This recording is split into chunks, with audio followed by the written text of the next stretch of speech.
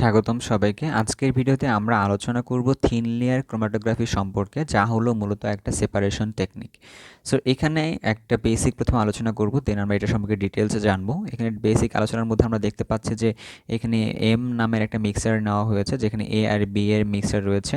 So আমরা দেখছি যে থিন লেয়ার ক্রোমাটোগ্রাফি অর্থাৎ টিএলসি করার পরে এ আর বি দুইটা আলাদা হয়ে গেছে। সো এইটা কিভাবে আলাদা হয় এবং এখানে কি কি প্রিকশনস ফলো করতে হয় সেগুলো সম্পর্কে আমরা আজকে ভিডিওতে দেখব। সো প্রথমেই দেখা যাক যে থিন লেয়ার ক্রোমাটোগ্রাফি অর্থাৎ টিএলসি জিনিসটা করতে গেলে কি কি প্রয়োজন রয়েছে, বেসিকটা। তার মধ্যে বেসিকটা শুরু হচ্ছে আমরা টিএলসি চেম্বার থেকে শুরু করছি। টিএলসি চেম্বারটি আলোচনা করার পূর্বে আমরা প্রথমত দেখতে চাই এখানে কি কি ধরনের ফেজ থাকে। আমরা জানি যে ক্রোমাটোগ্রাফির মধ্যে দুই ধরনের ফেজ থাকে, একটা হচ্ছে মোবাইল ফেজ থাকে, আরটা হচ্ছে আমাদের কাছে স্টেশনারি ফেজ থাকে। সো একটা চেম্বারের মধ্যে কী কী থাকে এবং তার সাথে আসলে এই দুইটা ফেজ কীভাবে অ্যাসোসিয়েটেড, এটা একটু দেখবো আমরা প্রথমত। একটা চেম্বারের মধ্যে যে জিনিসটা হয় যে প্রথমত একটা বিকার থাকে, এটা হচ্ছে আমাদের নর্মাল যে বিকার নিয়ে আমরা কাজ করি, তো সেই বিকারটি এখানে থাকছে এবং এই বিকারের যে নিচে মাঝখানে যে দেখা রয়েছে একটা প্লেট দেওয়া হয়, যেটাকে আমরা বলছি TLC plate. Definitely TLC plate নিয়ে আমরা আলোচনা করব পরবর্তীতে। দেন এখানে রয়েছে এক ধরনের সলভেন্ট দেওয়া হয়, যে সলভেন্টটাই মূলত আমাদের কাজটা করে। সো আমরা দেখতে চাই যে এখানে কোনটাকে আসলে মোবাইল বলছি, কোনটাকে স্টেশনারি বলছি। যে সলভেন্টই থাকে, এই সলভেন্ট মূলত হলো যে একটা মোবাইল ফেজ হিসেবে কাজ করে থাকে, আর যে প্লেটটা রয়েছে সেটা হচ্ছে মূলত আমাদের স্টেশনারি ফেজ হিসেবে কাজ করে থাকে। ওকে, স্টেশনারি ফেজ হিসেবে কাজ করে থাকে। সো এবার যদি দেখতে চাই যে এই সলভেন্টটার মানে নেচারটা কীরকম হয়ে থাকে। সলভেন্টটা মূলত পোলারিটির উপর ডিপেন্ড করে নেওয়া হয়, পোলারিটি বা নন পোলারিটি একটা রেশিওর উপর ভিত্তি করে নেওয়া হয়, যে রেশিওটা যে সুইটেবল হিসেবে কাজ করবে। সো বিভিন্ন মিক্সারের জন্য সেটা বিভিন্ন ধরনের হতে পারে। ওকে, তো যেহেতু most of the organic solvent হচ্ছে যে ভোলাটাইল, সো দ্যাটস ওয়াই এই আমাদের টিএলসি যে চেম্বারটা রয়েছে, যে বিকারটা রয়েছে, সেই বিকারের উপরের পার্টটা আসলে ইনক্লোজড করে রাখতে হয়। অর্থাৎ সেটা আসলে একটা পেটের ডিশ দিয়ে রাখা যেতে পারে বা বিভিন্নভাবে এটাকে আসলে ঢেকে রাখা যেতে পারে, যার মাধ্যমে সলভেন্ট যেন ইভাপোরেট না হয়। ওকে, সো এই হচ্ছে চেম্বার। সো চেম্বার সম্পর্কে আমরা অলরেডি জেনে ফেলেছি এবং চেম্বারের মধ্যে কীভাবে প্লেটটাকে আসলে রাখতে হয়, এখানে খুবই গুরুত্বপূর্ণ পার্ট রয়েছে। এই ভিডিওর পরের দিকে আমরা হয়তো দেখবো যে কীভাবে প্লেটটা রাখছি, এর উপর ভিত্তি করেও কিন্তু আসলে রেজাল্টের কম বেশি হতে পারে। সো প্রথমত যেটা বলতে হয় যে এখানে এক ধরনের দাগ মনে হয় ফলো করা যাচ্ছে, আর টিএলসি প্লেটটার মধ্যে নিচের দিকটা দাগ দিয়ে নিতে হয়। যে দাগের দাগটা দেওয়ার এই জন্য কারণ, যাতে করে পরবর্তীতে আমরা মেজার করতে সুবিধা হয় আমাদের জন্য। এই দাগের বিভিন্ন জায়গায় বিভিন্ন টিএলসি স্পট করতে হয় এই প্লেটের ভিতরে, যে যতগুলো কম্পাউন্ড আমরা স্পট করতে চাই তা বিভিন্ন একটা নির্দিষ্ট ডিস্টেন্সে গিয়ে স্পট করতে হয়। মাথায় রাখতে হবে সলভেন্টের যে ডিস্টেন্স, অর্থাৎ সলভেন্ট যতটুকু জায়গা ধরে রাখতে হবে, তাহলে এই ঠিক দাগের নিচ বরাবর, দাগের যেন উপরে না যায় বা দাগের যেন টাচ যেন না করে আর কি। টাচ করলে যে প্রবলেম যেটা হবে যে এই যে সলভেন্টটাকে এখানে দেওয়া হয়েছে তা হলো যে এই সলভেন্টের সাথে যে কম্পাউন্ডটাকে স্পট করা হয়েছে তা এখানে ডিসোসিয়েট হয়ে যেতে পারে। সো দ্যাটস ওয়াই আমরা আমাদের রিডিংটা নাও পেয়ে যেতে পারি। সো দ্যাটস ওয়াই অলওয়েজ এই দাগের নিচে সলভেন্টটা থাকবে এবং সলভেন্টের উপরে আসলে স্পটটা করতে হবে। ওকে, সো এবার আমরা চলো দেখা যাক যে টিএলসি প্লেট নিয়ে যদি জানতে চাই যে টিএলসি প্লেটে আসলে কী ধরনের জিনিস থাকে বা কীভাবে সেটা কাজ করে। সো টিএলসি প্লেট আসলে কয়েক ধরনের ইনগ্রেডিয়েন্ট এখানে থাকতে পারে।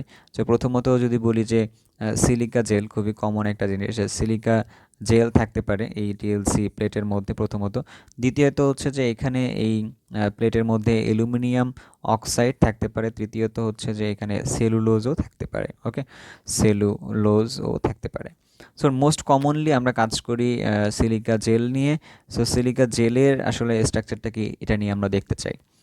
তো সিলিকার জেলের স্ট্রাকচারটা হচ্ছে মূলত সিলিকন ডাইঅক্সাইডের একটা নেটওয়ার্ক থাকে। তো যে নেটওয়ার্কের মধ্যে, সিলিকন ডাইঅক্সাইড নেটওয়ার্কের মধ্যে দেখা যাচ্ছে যে উপরের দিকে, অর্থাৎ যে পার্টটা মূলত হচ্ছে এয়ারের কাছে ওপেন, তো সেই পার্টের মধ্যে যে জিনিসটা হয় যে যে অক্সিজেনটা থাকে, সেই অক্সিজেন মূলত হাইড্রোজেনের সাথে রিলেটেড থাকে। অর্থাৎ হাইড্রোজেনের সাথে থাকার কারণে এখানে একটা ডাইপোলের সৃষ্টি হয়, রাইট। সো সেই ডাইপোলটা মূলত হচ্ছে যে আমাদের টিএলসি যে টেকনিকটা রয়েছে, এই টেকনিকের জন্য খুবই গুরুত্বপূর্ণ হিসেবে কাজ করে থাকে, কারণ টিএলসি টেকনিকের মধ্যে ডাইপোল ডাইপোল ইন্টারেকশনটাই খুবই গুরুত্বপূর্ণ। সো এখানে দেখা যাচ্ছে যে delta minus, delta plus, delta minus, delta plus, এভাবে আসলে একটা ডাইপোলের সৃষ্টি হয়ে থাকে এই জায়গাটার মধ্যে। তো আমরা যে যে ধরনের কম্পাউন্ডগুলোকে এখানে আমরা স্পট করছিলাম আমরা আগের কিছুক্ষণ আগে দেখেছি আগের স্লাইডে যে এরকম স্পট করতে হয়, রাইট? একটা দাগ দিয়ে নিতে হয়। তার মধ্যে আমরা স্পট করার সময় হচ্ছে যে এরকম স্পট করতে পারি, ওটা 2টা করতে পারি, 3টা করতে পারি, 4টা করতে পারি। হ্যাঁ, ওকে। সো এবার দেখা যাচ্ছে যে আমি সাপোজ এখানে 2টা স্পট করা হলো। সো এই স্পটগুলোর মধ্যে আমরা যদি দেখতে পাই যে এটা সাপোজ এ, এটা হচ্ছে বি। এবার দেখা যাচ্ছে যে এই স্পটের মধ্যে এটা যদি বেশি পোলার হয়, অর্থাৎ এ বা বি যেটাই পোলার হোক না কেন, অর্থাৎ এটা ধরলাম আমরা বেশি পোলার, ওকে। আর বিটা হচ্ছে যে লেস পোলার যদি চিন্তা করি বা নন পোলার যদি চিন্তা করি, তো আমরা লেস পোলার বলছি, নন পোলার আসলে বলাটা ঠিক না, ওকে। হ্যাঁ, সো এ হচ্ছে যে বেশি পোলার আর বি হচ্ছে যে নন পোলার বা লেস পোলারের কথা বলছিলাম আমরা। সো যত পোলারিটি বাড়ছে তো তত হচ্ছে যে সিলিকন ডাইঅক্সাইডের যে স্ট্রাকচারটা আমরা দেখলাম এই জায়গাটায়, তার সাথে আসলে ইন্টারেকশনটা বাড়ছে, যে যত ইন্টারেকশন বাড়বে তত বেশি অ্যাডজর্ব ঘটবে। তো দেখা যাচ্ছে যে due to absorption with silicon dioxide বা সিলিকা জেলের যে প্লেটটা রয়েছে, তো দ্যাটস ওয়াই এ কর্তৃক যে এখানে যে অতিক্রান্ত যে ডিস্টেন্সটা থাকবে সেটা হচ্ছে কম হবে, আর বি কর্তৃক যে ডিস্টেন্সটা থাকবে সেটা হচ্ছে যে বেশি ডিস্টেন্স সে অতিক্রম করবে, বি কর্তৃক ডিস্টেন্সটা। সো এইটা হচ্ছে আমাদের বেসিক প্রিন্সিপাল। এখন যে বি কর্তৃক ডিস্টেন্সটা বেশি বিকজ সেটা হচ্ছে লেস পোলার, আর এ কর্তৃক ডিস্টেন্সটা হচ্ছে যে কম, সেটা হচ্ছে বেশি পোলার হওয়ার কারণে আর কি। সো এখানে দেখা যাচ্ছে যে মেনলি যে কম্পাউন্ডটা থাকছে সেই কম্পাউন্ডের অ্যাফিনিটি সিলিকন ডাইঅক্সাইড এর সাথে কেমন, এর উপর ভিত্তি করে তারা সে যে ডিস্টেন্সটা অতিক্রম করে থাকে। আর যেহেতু এটা সলভেন্ট তো ডেফিনেটলি এ আর বি অর্থাৎ যে কম্পাউন্ড দুটো থাকবে তারা যে পরিমাণ ডিস্টেন্স অতিক্রম করবে তার তুলনায় সলভেন্ট অলওয়েজই হচ্ছে বেশি পরিমাণ ডিস্টেন্স অতিক্রম করবে। সো এই হচ্ছে টিএলসি প্লেটের একটা বেসিক ধারণা। সো এখানে আসলে দুইটা আমরা কথা বলতে পারি, এখানে টিএলসি প্লেটটা অ্যাসেন্ডিংও হতে পারে আবার ডিসেন্ডিংও হতে পারে। সেক্ষেত্রে দেখা যাচ্ছে যে ডিস্টেন্সটা এখান থেকে শুরু করে উপরের দিকে যাচ্ছে, রাইট? তো এটা হচ্ছে অ্যাসেন্ডিং প্রসেস। তো অনেক সময় দেখা যায় যে উপর থেকে কম্পাউন্ডগুলো নিচের দিকেও আসতেছে, তখন সেটা ডিসেন্ডিং প্রসেস বলা হয়। সো টিএলসি প্লেটে মূলত এখানে অ্যাসেন্ডিং প্রসেসটাই দেখানো হয়েছে। এবার যে পরবর্তীতে আলোচনা করতে চাই যে আসলে রেজাল্ট বা ভিজুয়ালাইজেশনগুলো কেমন হতে পারে। সো এখানে আমরা দেখানোর চেষ্টা করেছি যে এখানে একটা মিক্সার, এটা সাপোজ একটা মিক্সার, এ আর বি এর একটা মিক্সার।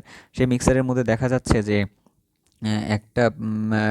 এর একটা স্পট এসেছে এই ডিস্টেন্সের মধ্যে গিয়ে, এখানে একটা স্পট এসেছে।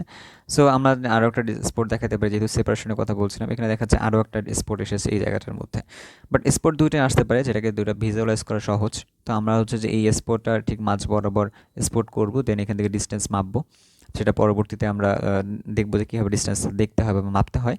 সো এখানে দেখা যাচ্ছে উপরে একটা পার্ট লক্ষণীয় যে সলভেন্ট কর্তৃক যে ডিস্টেন্সটা পার করেছে সেই ডিস্টেন্সে আমরা যখন মার্ক করেছিলাম তো তখন দেখেছি যে এরকম একটা স্ট্রেইট লাইন না হয়ে, অর্থাৎ একটা অর্থাৎ প্যারালাল টু দ্য যেখানে স্পট করেছিলাম সেইটা না হয়ে সেটা হচ্ছে যে ভিন্ন ধরনের এসেছে।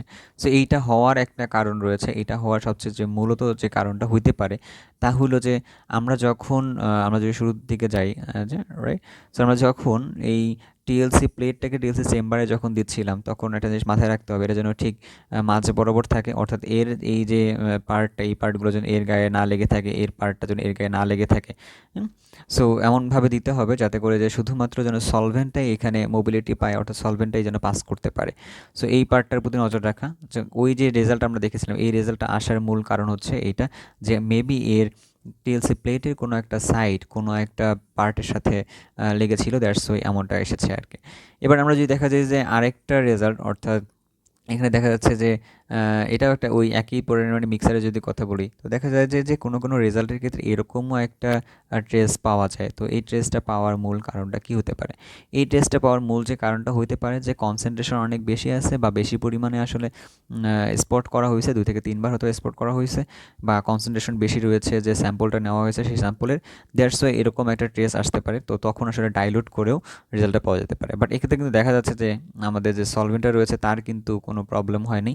সো ঠিকভাবেই সলভেন্টটা মোবিলিটি পায় বা সেটা উঠে গিয়েছে আর কি।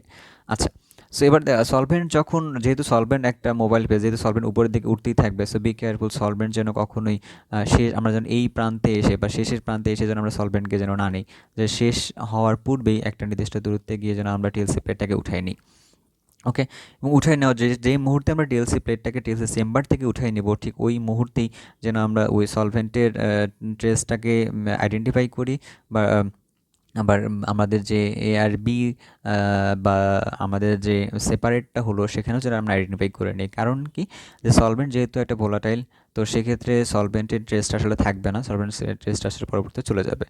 আচ্ছা, আরেকটা ব্যাপার হতে পারে, যেহেতু আমরা দুইটা এখানে জিনিস দেখেছি যে এখানে সেপারেটেড মলিকুলগুলো খুবই ভিজুয়ালাইজ ছিল, এখানে একটা ভিজুয়ালাইজ, এখানে ভিজুয়ালাইজ, এখানে ভিজুয়ালাইজ, বাট এক্ষেত্রে দেখা যাচ্ছে যে এটার থেকেও আসলে সেপারেশন হয়েছে। অনেক সময় আমরা আসলে ভিজুয়ালাইজ করতে পারি না যে কোন কোন ধরনের এখানে কেমিক্যাল রয়েছে, রাইট, যে কী কী সেপারেশন আসলে আদৌ হয়েছে কিনা। এটা জানার জন্য আসলে যদি আমাদের খালি চোখে দেখতে না পারি, তো দেন আমাদের ইউভি রিয়েক্টরে আমরা দেখতে পারি যে আসলে কীভাবে আসলে সেপারেট হয়েছে বা কোথায় সেপারেটটা হয়েছে। সো ইউভি ব্যবহার করা যেতে পারে। তো ইউভি ব্যবহার করার সময় যে জিনিসটা প্রিকশনসটা মানতে হবে তা হলো যে সরাসরি ইউভি যে সোর্সটা রয়েছে সেখানে না দেখা, কারণ এটা হচ্ছে চোখের জন্য খুবই ক্ষতিকর হয়ে যেতে পারে, চোখের ড্যামেজের জন্য বড় কারণ হতেও পারে আর কি এটার জন্য। সো এটার যে প্রিকশনস একটা। সো ইউভির মধ্যে যে জিনিসটা হয় তা হলো যে most of the organic compounds আর ইউভি সেন্সিটিভ। তো যার উপর ভিত্তি করে দেখা যাচ্ছে যে একটা স্পটটা খুবই ট্রান্সপারেন্ট, খুবই সুন্দরভাবে বোঝা যেতে পারে। সো অর্থাৎ আমরা ইউভি ব্যবহার করে এখান থেকে জানতে পারি। এর বাইরেও ইউভি যদি হাতের কাছে না থাকে তো আয়োডিন চেম্বারও ইউজ করা যেতে পারে। আয়োডিন চেম্বার ইউজ করার মাধ্যমেও আমরা আসলে জানতে পারি কোথায় কোথায় ট্রেসটা এসেছে বা না এসেছে, এরকম টাইপের। সো এবার যদি দেখা যাচ্ছে যে রিটেনশন ফ্যাক্টর বলে একটা কথা রয়েছে, আমরা যেমনটা জানছিলাম যে ট্রেস আসে বা কীভাবে আইডেন্টিফাই করতে হয়। সো এবার যদি দেখি যে আমরা এখানে যে আবার একই কথা, যে এখানে মিক্সারটার কথা বলছিলাম, সো এখানে মিক্সারের মধ্যে এটা হচ্ছে এ, এটা হচ্ছে বি। কখনোই এই লেখাগুলো এ, বি বা এম, এই জিনিসগুলো যেন টিএলসি প্লেটের মধ্যে লেখা না থাকে। আর লেখাগুলো লেখার সময় ডেফিনেটলি পেন্সিল ইউজ করতে হয়, যেটা মূলত হচ্ছে গ্রাফাইটের কথা, মানে গ্রাফাইট থাকে। সো এখানে কোনো কলমের কালি ইউজ করা উচিত না, কারণ কলমের কালি ইউজ সেটারও ট্রেস আসলে থাকতে পারে, সেখানেও একটা অর্গানিক কম্পাউন্ড রয়েছে। সো এটা আমি বোঝানোর স্বার্থে এ আর বিটা লিখছি এই জায়গাটার মধ্যে। তো দেখা যাচ্ছে যে এ যে কম্পাউন্ড রয়েছে সেইটা কর্তৃক অতিক্রান্ত দূরত্ব হচ্ছে যে এতটুকু, এইটা হচ্ছে অতিক্রান্ত দূরত্ব এ, আর D of A, distance of A. আর এক্ষেত্রে হচ্ছে বি কর্তৃক অতিক্রান্ত দূরত্ব এইটা, ডিস্টেন্স অফ বি। আর সলভেন্ট কর্তৃক অতিক্রান্ত দূরত্ব হচ্ছে এটা, এটা হচ্ছে সলভেন্ট কর্তৃক অতিক্রান্ত দূরত্ব। সো এবার আমরা অলরেডি জানি যে এ মেবি বেশি পোলার, দ্যাটস ও এটা হচ্ছে যে কম দূরত্ব অতিক্রম করছে, বি হচ্ছে লেস পোলার, দ্যাটস ও সেটা বেশি দূরত্ব অতিক্রম করেছে। সো এবার আমরা যে রিটেনশন ফ্যাক্টরের কথা বলি, অর্থাৎ সেটাকে আর এফ দিয়ে প্রকাশ করা হয়। সো আর এফ এর ক্ষেত্রে আমরা যেটা নির্ণয় করতে হয় তা হলো যে distance of particular compound divided by সলভেন্টের যে ডিস্টেন্সটা সেটা। সো আমরা একটু বলেছিলাম যে শুরুতে একটা পর্যায়ে গিয়ে যে যে কম্পাউন্ডটা থাকে সেই কম্পাউন্ড থেকে সলভেন্ট আসলে বেশি দূরত্ব অতিক্রম করে। সো দ্যাটস ওয়াই আমরা যে চিন্তা করি যে এই দূরত্ব রেপিডলি কম, এই দূরত্বটা সবচেয়ে বেশি। সো সেক্ষেত্রে হচ্ছে আর এফ এর ভ্যালুটা কখনোই আসলে ওয়ানের থেকে বেশি বা সমান আসা পসিবল না, ওয়ানের থেকে কমই আসবে। ওকে, এবং আর এফ এর ভ্যালুটার থেকে আমরা আসলে বুঝতে পারি এখান থেকে যে কোনটা কত পোলার বা কোনটা লেস পোলার, এরকম টাইপের আসলে দুটো আলাদাও হয়েছে কিনা এটা জানতে পারি। আর এটা একটা জিনিস জানার বিষয় রয়েছে যে অলওয়েজ আসলে আমরা যদি বারবার একই মিক্সারের জন্য যদি টিএলসি করি, তো আমরা একই জায়গায় যে আমাদের রেজাল্টটা পাবো যে এমনটা নাও হতে পারে, বা একই জায়গায় যে এই ট্রেসগুলো আসবে এমনটা নাও হতে পারে, বা একই পরিমাণ যে আর এফটা আসবে এমনটা নাও হতে পারে। সো এটা ডিপেন্ড করছে এই সলভেন্টের উপরে, ডিপেন্ড করছে মোবিলিটির উপরে, টেম্পারেচারের উপরে, অনেক কিছুর উপরে জিনিসগুলো নির্ভর করছে। সো আরেকটা শুরুর দিকে একটা কথা বলেছিলাম যে এখান থেকে আইডেন্টিফাই করা যেতে, ডিটারমাইন করা যেতে পারে যে কতটুকু পরিমাণে এখানে মিক্সারের মধ্যে কোন সলভেন্টটা রয়েছে। তাহলে কীভাবে করতে পারি, আমরা চাইলে এখান থেকে এই অংশটুকু এখান থেকে স্ক্র্যাচ করে বের করে নিতে পারি, এখান থেকে এতটুকু অংশ স্ক্র্যাচ করে বের করে নিতে পারি। দেন পরবর্তীতে এক্সট্রাকশন টেকনিকের মাধ্যমে আসলে আমরা আইডেন্টিফাই করতে পারি যে কতটুকু এ আছে কতটুকু বি আছে। বাট এই ধরনের কাজগুলো টিএলসির মধ্যে করা হয় না, নর্মালি সেপারেশনের কাজেই ব্যবহার করা যেতে পারে। এবার যদি অ্যাপ্লিকেশনের কথা বলি, তো একটা তো অলরেডি বলা হলো যে একটা যদি মিক্সার থাকে, সে মিক্সারের মধ্যে এ আর বি যদি থাকে, তো সেখান থেকে আমরা খুবই সুন্দরভাবে সেপারেট করতে পারি, এবং due to the affinity with silicon dioxide plate, অর্থাৎ সিলিকা জেলের যে প্লেটটা থাকে সেই প্লেটের সাথে। আর একটা হতে পারে যে এরকম টাইপের যখন আমরা একটা অর্গানিক কম্পাউন্ডে রিয়েকশন করছি, সাপোজ এ আর বি এর মাঝখানে আমরা রিয়েকশন করছি, তো আমরা আসলে যে প্রোডাক্টটা সি তৈরি হইতেছে কিনা এটা যদি আমরা জানতে চাই যখন নতুন টাইপের কোনো একটা রিয়েকশন করি, সো এই কাজটার জন্য আমরা আসলে টিএলসিটা ব্যবহার করতে পারি। আমরা শুরুর দিকে এ আর বি এর একটা স্পট নিতে পারি, নিয়ে আমরা দেখতে পারি যে এ আর বি এর স্পটটা ঠিক কোথায় কোথায় যায়, এটা দিলাম এ, এটা হচ্ছে বি, এবং কিছুক্ষণ পর পর আসলে আমরা ওইখান থেকে প্রোডাক্ট নিয়ে আমরা এই জায়গায় এক্সপোর্ট করে দেখতে পারি আসলে তার রেজাল্টটা কোন দিকে যায়। তো সাপোজ এ আর বি এর রেজাল্টটা এই জায়গায় ছিল, বাট সি এর রেজাল্ট যদি অন্য দিকে যায়, এই দুটার নিচে বা বাইরে, হ্যাঁ, তো দেখা যাচ্ছে যে এটা হচ্ছে এ এর লাইন, তো এ এর মধ্যে আমরা নাই, অর্থাৎ সি এর প্রোডাক্ট হচ্ছে উপরের দিকে আছে, তো তার মানে হচ্ছে সি কিছু নতুন কিছু তৈরি হচ্ছে। সো এখান থেকে আসলে আমরা বোঝার উপায় রয়েছে যে আসলে আমাদের রিয়েকশনটা প্রোগ্রেস হচ্ছে কি না। সো অর্গানিক রিয়েকশনের মধ্যেও আমরা আসলে টিএলসিটা খুব ভালোভাবে ব্যবহার করতে পারি, দেন মিক্সার থেকে প্রোডাক্ট সেপারেট করার কাজেও টিএলসিটা ব্যবহার করতে পারি। এর বাইরেও টিএলসি ব্যবহার করা যেতে পারে কলাম ক্রোমাটোগ্রাফির মধ্যে। সো আমরা পরবর্তী ভিডিওতে আলোচনা করব। সো ধন্যবাদ সবাইকে।